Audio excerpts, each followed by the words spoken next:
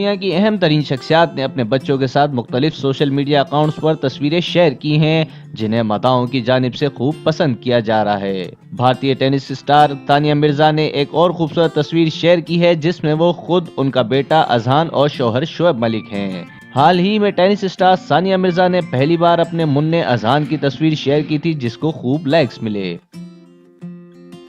Bollywood king Shahrukh Khan की अहलिया गौरी खान ने भी बच्चों के साथ तस्वीर शेयर की तो सोशल मीडिया पर खूब लाइक्स मिले।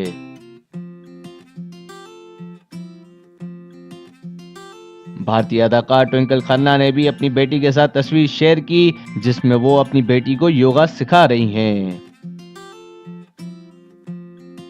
दूसरी जानिब अक्षय कुमार ने भी अपने बेटे के साथ तस्वीर शेयर की। बॉलीवुड की मशहूर जोड़ी अजय देवगन और काजोल ने भी अपनी बेटी के साथ तस्वीर शेयर की।